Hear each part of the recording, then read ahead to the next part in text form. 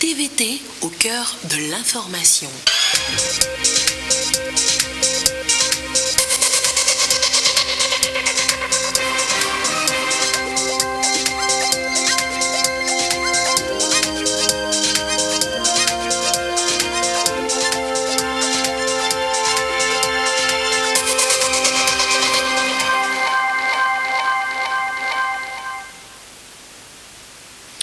Mesdames, Messieurs, bonsoir. Bienvenue sur la télévision togolaise pour le journal du week-end. Voici le sommaire. Le match des légendes du football africain cet après-midi au stade de Kégué rénové. Il s'est soldé par 4-2 en faveur des légendes togolaises du football. C'est le chef de l'État, Faure-Essozi Nanyasingbe, qui a donné le coup d'envoi de ce match inscrit au programme de la 6e édition de la nuit du football africain à Lomé. Les détails dans ce journal. Le sport, vecteur de développement, l'événement a réuni d'éminentes personnalités hier autour d'un panel de haut niveau à Lomé. Que peut-on retenir? Les éléments de réponse dans ce journal. Et puis la fin des championnats scolaires et universitaires 2019 à Kara. Plusieurs activités sportives ont marqué cette phase finale, dont un match de football junior et senior. Les lycéens de Tokoin ont remporté cette finale 1-0 face aux lycéens de Pagouda. Voilà pour les titres. Encore une fois, bonsoir et bienvenue dans le 20h. Le stade de Kégué, entièrement rénové, a accueilli cet après-midi un match de gala qui a rassemblé les légendes du football africain. Elles ont émerveillé des milliers de supporters, dont le chef de l'État, Faure-Essozi Nanyasingbe, qui a fait aussi le déplacement du stade. Je vous propose d'abord les images de l'arrivée du président de la République cet après-midi au stade de Kégué.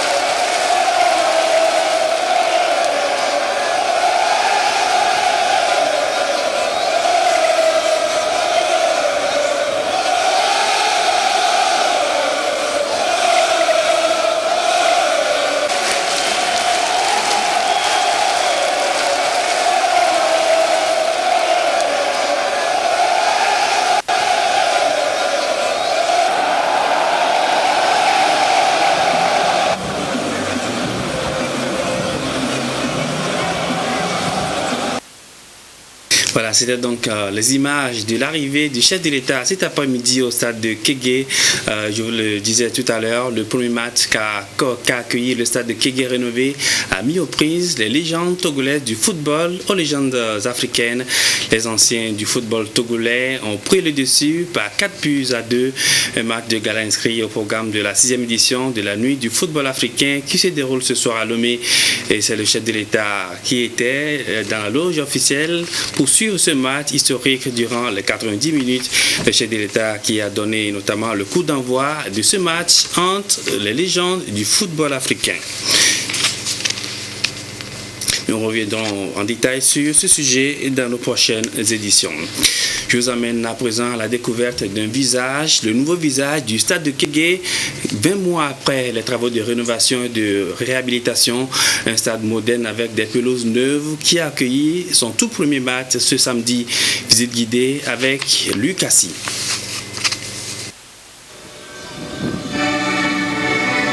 Voici le nouveau visage du stade de Kégué. Moderne et attrayant, une véritable cure de jouvence après 19 ans de vie. Les travaux de la réhabilitation et la rénovation sont à terme après 20 mois de travaux. Désormais, le stade de Kégué va répondre aux normes internationales. Les 30 000 places assises sont complètement réhabilitées aux couleurs du drapeau national. Les vestiaires, les salles VIP, l'infirmerie et les cabines de presse sont tous bien toilettés. Aussi, nos vestiaires pour les joueurs, nos internationaux, quand ils reviennent, les problèmes qu'ils posent, je crois qu'on a résolu beaucoup de ces problèmes-là. Enfin, la salle VIP, si nous accueillons notre président de la République, et nos députés, nos ministres, c'est après tractation que nous arrivons à les satisfaire. Aujourd'hui, à vue d'œil, je crois que c'est satisfaisant. Voilà, c'est tout ce que, en plus, disons, l'assise des spectateurs, et vous voyez le château d'eau qui est là, l'écran que nous avons en face de nous maintenant, ça répond aux aspirations. Pour les pylônes que vous avez, l'éclairage, il y a 3 systèmes. Un système uniquement, quand il y a athlétisme, on peut l'utiliser. Quand il faut éclairer les spectateurs, on peut les éclairer. Quand il y a match, la nuit, dans la nuit obscure, disons, ça serait éclairé. Donc, et nous jetons la fleur à la société. Ils ont déjà mis leur titan sur place qui va servir, par exemple, pour couvrir un match la nuit venue. La pelouse n'est pas en reste. Elle est entièrement rénovée avec un système moderne d'arrosage. Les systèmes d'évacuation d'eau et de sécurité sont revus. Que d'innovation pour adapter le stade construit en l'an 2000 aux pratiques et exigences actuelles. Ils ont enlevé tout ce qu'il y a comme sable, gravier, tout, ils ont refait. Et à mon appréciation, je l'apprécie. Auparavant, c'était tout autour, on a fixé les tuniquets. Mais maintenant, on a installé ça sur la pelouse même.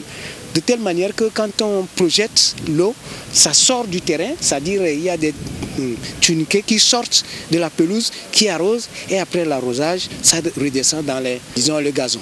Quand il pleut, même sur la pelouse, quand il pleut, il y a de l'eau qui descend dans des rigoles là que vous avez à côté de nous ici. Donc les choses sont drainées, il n'y aura pas d'inondation quand il y a la pluie, n'importe comment. Sur l'aire de jeu, le technicien maintenancier du complexe sportif et son équipe affinent les derniers réglages. Nous sommes en train de faire le traçage et nous sommes presque au bord, au niveau de point de corner, là où nous mettons les fanions de touche. Donc le traçage c'est très important parce que ça délimite la zone, l'espace de jeu et l'extérieur. À chaque match, nous refaisons le traçage parce que vous allez voir après ce match, 2, 3, 4 jours après, vous allez voir que le gazon va encore pousser. Donc après chaque match, il faut faire la tonte et après la tonte, on doit encore faire le traçage. C'est une très bonne pelouse comparativement à ce que nous avons précédemment. Et nous remercions vraiment ceux qui ont fait ce beau travail. Et nous pensons qu'avec l'entretien que nous voulons y mettre, ça va être une bonne pelouse que nous aurons ici au Togo. Cette pelouse répond vraiment aux normes internationales parce que c'est les techniciens, des faits techniciens qui ont travaillé ici. Et nous avons des experts de la CAF ainsi que la Fédération togolaise de football qui a déjà passé inspecter cette pelouse-là. L'aménagement extérieur donne une très belle façade qui donne sur le boulevard Jean-Paul II. Et nous reviendrons tout à l'heure, si tout va bien, dans le courant de cette édition sur le match des légendes du football africain. Nos reporters sont en cabine de montage actuellement. Le sport vecteur de développement, je vous l'annonçais en titre, un thème évocateur inscrit au programme des activités de la 6e édition de la Nuit du football africain. L'événement se déroule à Lomé depuis hier, avant la grande soirée de ce samedi. Un panel de haut niveau a été organisé hier en présence des membres du gouvernement Lucassi. Lomé se mue en capitale des icônes du football africain. Joueurs, entraîneurs, managers, chroniqueurs sportifs, entre autres. Ils se sont donné rendez-vous au Togo pour célébrer ces légendes qui ont marqué le sport africain à travers leurs talents et réalisations. Ils ont saisi l'opportunité pour mener des réflexions approfondies sur l'apport du sport dans le développement en Afrique. Un panel de haut niveau qui a accouché des idées novatrices. Il faudrait que les fédérations comprennent qu'elles ne sont pas là uniquement pour une victoire ponctuelle de l'équipe A. Les fédérations sont là pour le développement du sport pour lequel elles sont mises en place, notamment le football pour ce qui nous concerne. Et elles sont là surtout pour amener à faire pratiquer le plus grand nombre dans les meilleures conditions possibles. Si elles se mettent ça en tête, elles réussiront forcément. Et si vous faites cela, vous êtes sûr que plus tard, il y a de chances que vous ayez quelques génies qui puissent alimenter votre équipe nationale A. Et surtout, vous avez donc, et ce résultat-là, et le fait qu'un plus grand nombre de citoyens pratiquent le sport pour lequel la fédération est mise en place. C'est une très belle initiative et c'était quelque chose de manquant. Bien entendu, nous avons les CAF Awards tous les ans qui récompensent notamment les personnes en activité, joueurs, entraîneurs et autres. Il était important de reconnaître l'intérêt d'honorer ceux qui font et ont fait le sport dans notre continent, sachant que ce sport est d'abord vecteur de valeur et très important pour beaucoup de choses, cohésion sociale, respect des uns et des autres et j'en passe. C'est un événement qui promeut le football africain et contribue à son rayonnement en primant les légendes de ce sport. À travers les valeurs qu'ils incarnent, ces légendes font montre d'exemple pour les jeunes. La 6e édition de la NFA, grande cérémonie annuelle de distinction, continue en ce jour avec le panel sur la thématique sport, vecteur de développement en Afrique. Un moment d'intense d'échange axé sur des préoccupations de l'amélioration des sports, des compétitions, des infrastructures sportives.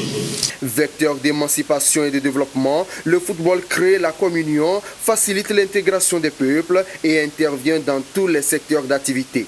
Son développement requiert un engagement de l'État et un modèle économique efficace du secteur privé. C'est à cela que s'attelle le gouvernement togolais à travers des réformes pertinentes.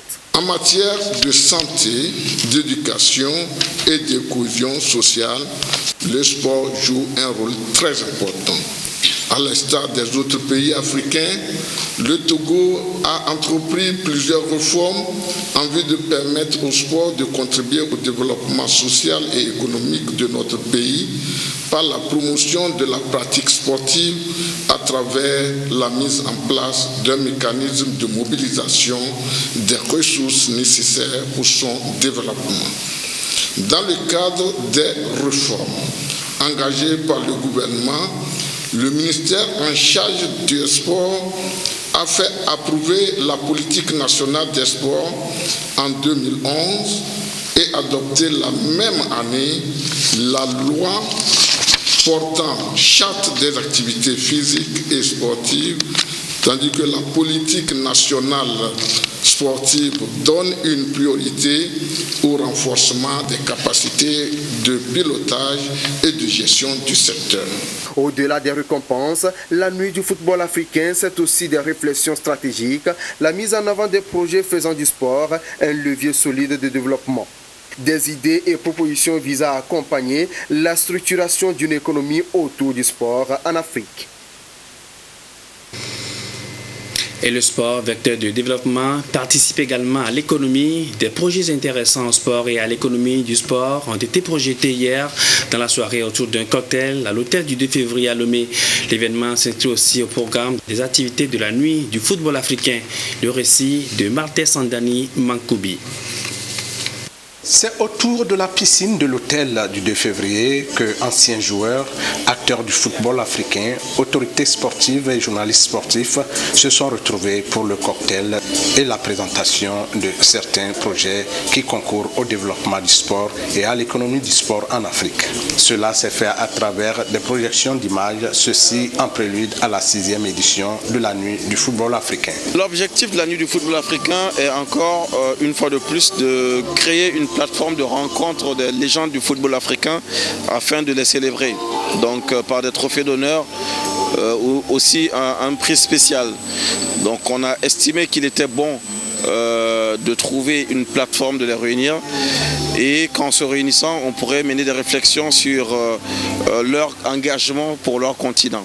La Nuit du football africain décerne 2 trophées, les trophées d'honneur et le prix spécial. Donc le prix spécial qui récompense une action ponctuelle de grande portée et des trophées d'honneur qui récompensent l'ensemble d'une carrière. Une initiative vivement saluée par l'ancien gardien des buts des Lions indomptables du Cameroun, Joseph-Antoine Bell, aujourd'hui consultant de football à RFI. Je suis très heureux d'être là et puis la cause pour laquelle je suis là est plutôt excitante. En plus, avec l'innovation d'avoir ajouté un débat, d'avoir ajouté ce thème du football et du développement, je pense que c'est quelque chose de très intéressant. Je pense que c'est une bonne initiative et c'est quelque chose de positif, c'est très bien. La 6e édition de la Nuit du football africain se poursuit ce samedi matin par l'animation de plusieurs panels avant le match de gala à 15h30 et le dîner à 20h. Et sport encore avec la fin des championnats scolaires et universitaires 2019 à Kara. Plusieurs activités ont marqué cette phase finale, dont ce match de football. Il a été disputé entre le lycée technique de Sokodé et le lycée de Pagouda. Les élèves du lycée de Sokodé ont pris le dessus en remportant cette finale par 1-0. Une apothéose de la compétition sous le regard des ministres en charge des sports et celui de l'enseignement technique, Tiempiutba. Les différents établissements qui ont pris part à ces championnats. Le sport vecteur par excellence de cohésion, du vivre ensemble et de paix. Des valeurs auxquelles la jeunesse togolaise est appelée à s'attacher, ce qu'a réaffirmé avec force et vigueur le ministre en charge des sports, Foli Bazi Katari, à cette apothéose des championnats scolaires et universitaires édition 2019. Les championnats scolaires et universitaires constituent un cadre privilégié de détection des jeunes talents dans les différentes disciplines sportives et aussi un outil pédagogique qui contribue à l'éducation et à la formation des jeunes élèves et étudiants aux vertus et valeurs civiques et citoyennes. Les championnats scolaires participent aussi à l'acquisition de connaissances, de compétences et de culture. Ils sont également des moments de partage et d'enthousiasme où les élèves et étudiants cultivent et développent les valeurs qui fondent le socle même du vivre ensemble dans les écoles et dans la société. Après avoir écouté attentivement ce message très important du ministre Foli Bazi Katari, les 2 lycées finalistes, celui technique de Sokodé en blanc et d'enseignement général de Pagouda en jaune, entrent dans l'arène. Un duel qui va tout simplement tourner en faveur des lycéens de Sokodé qui ouvre le score à la 34e minute grâce à Abdoulaye Sadikou suite à une combinaison bien orchestrée. Score que ceux-ci vont conserver jusqu'à la fin. C'est toujours bien de gagner, mais mieux d'œuvrer à la sauvegarde de l'intérêt général. Je voudrais avant tout propos exprimer notre gratitude à son Excellence M. Faure Essozimna Nyasingbe, président de la République, qui a bien voulu accepter de parrainer pour la première fois la phase des finales nationales des championnats scolaires et universitaires saison 2018-2019, un soutien de taille qui vient confirmer son attachement au mouvement sportif de notre pays et son intérêt pour l'éducation citoyenne et civique, pour la formation et l'épanouissement intégral de la jeunesse togolaise. Soucieux de l'éducation et de la formation de la jeunesse togolaise, le chef de l'État, son Excellence M. Faure Essozimna Nyasingbe, déclarait dans son discours de lancement officiel du plan national de développement le 4 mars 2019 Je le cite, « La jeunesse togolaise est brave, engagée et désireuse de s'épanouir en participant à la construction nationale.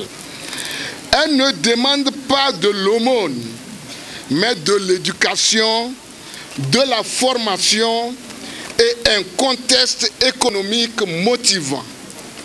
C'est pour répondre à ce noble objectif que le PND vise, dans le domaine du sport, le renforcement des infrastructures modernes adaptées à la pratique des activités sportives et le développement de la chaîne de valeur sportive. » Ces sports scolaires et universitaires qui ont produit cette année encore des champions dans plusieurs disciplines, des lauréats récompensés avec la manière à travers ballons et trophées. Je l'annonçais à l'instant, le premier match qu'a accueilli le stade de Kéké rénové cet après-midi a mis aux prises les légendes togolaises du football aux légendes africaines. Les anciens du football togolais ont pris le dessus par 4-2. Un match de gala inscrit au programme de la 6e édition de la nuit du football africain qui se déroule ce soir à Lomé.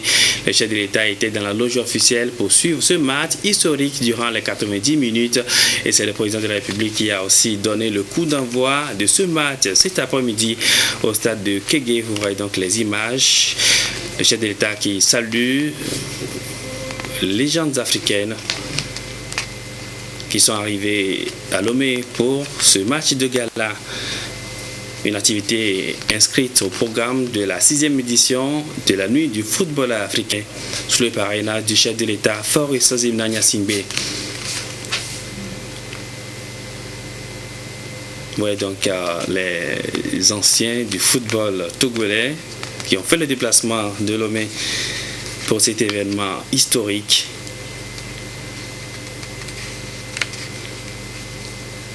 Le chef de l'État avec à ses côtés Emmanuel Cheyade Bayor qui salue le staff et les joueurs. Oui, une pause pour immortaliser l'événement.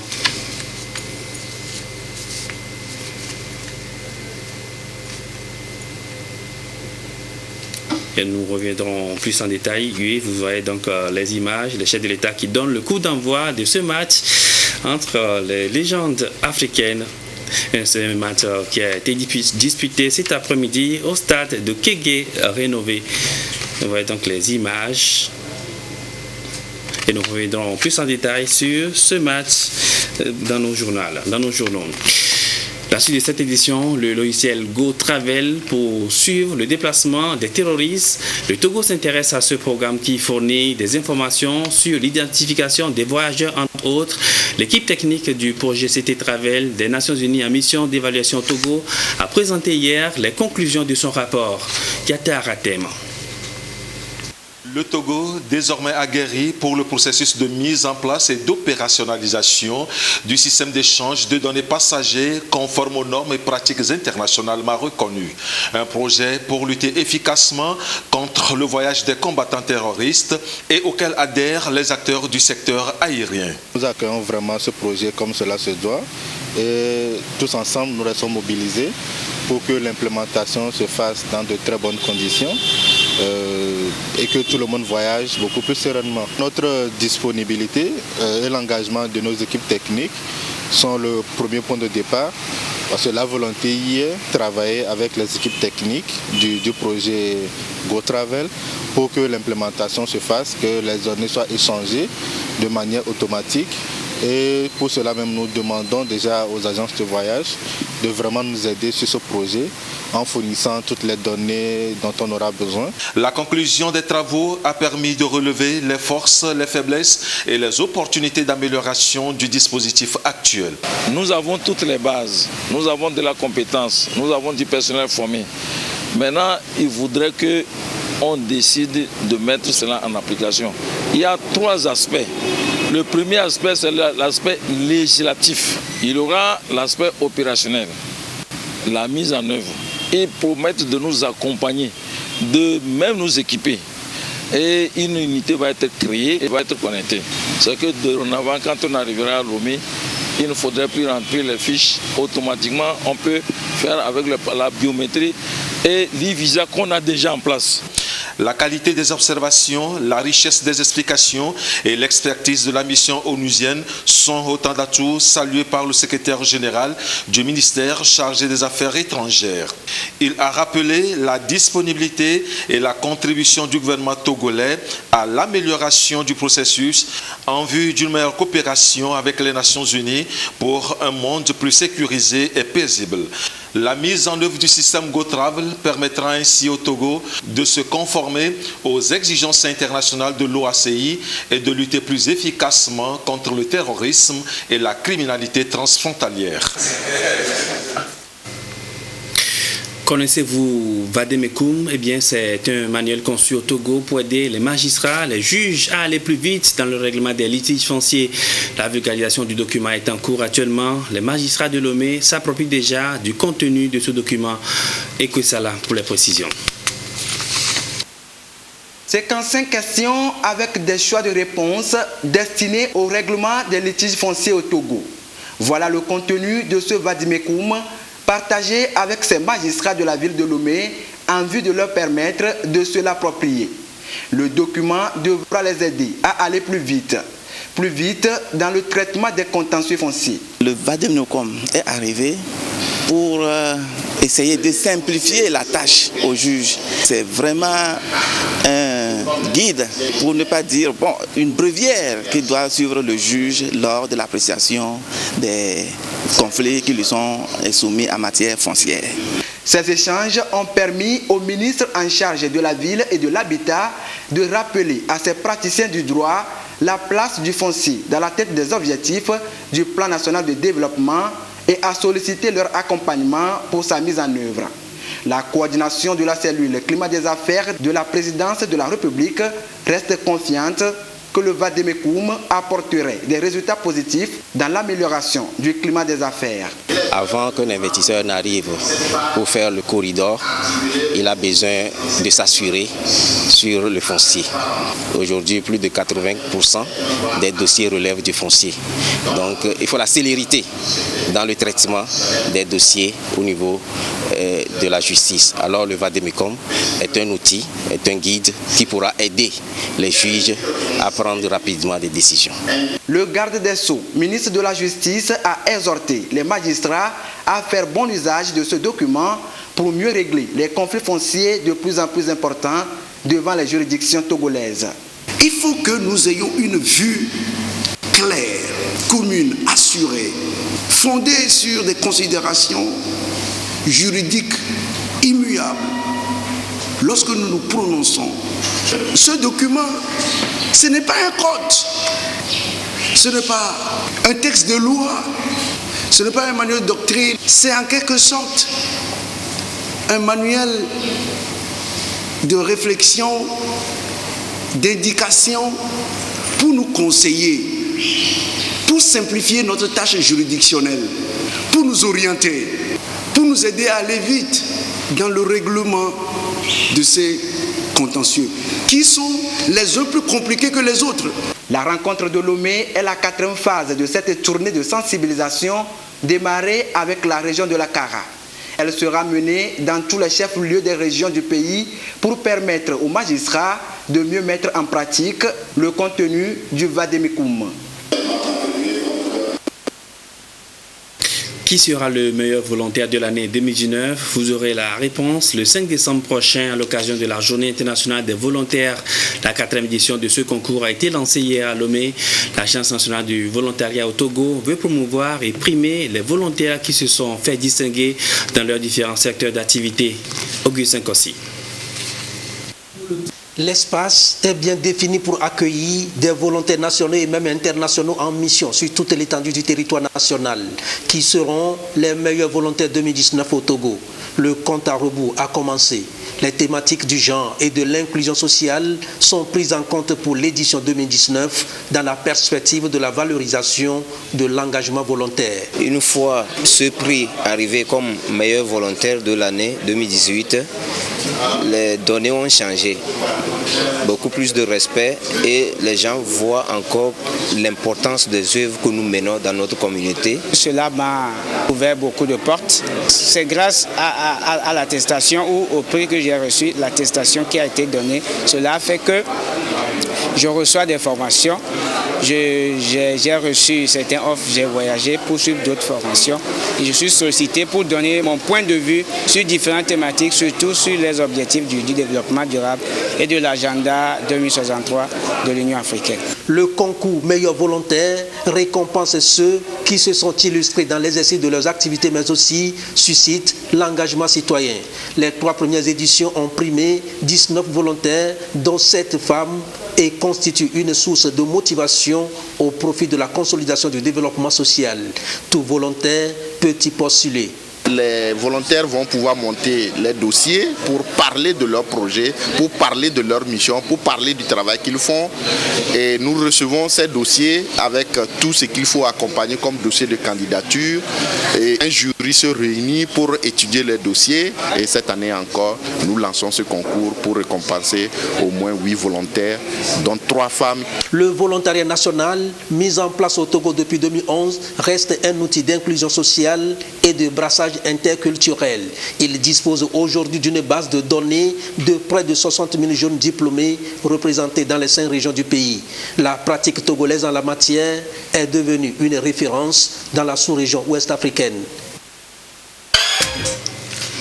Et avant de refermer cette édition, notez l'actualité du jour, le match des légendes africaines, un match disputé cet après-midi au stade de Kégué rénové, un match dont les légendes africaines ont pris le dessus par 4 buts à 2 en faveur des légendes du Togo.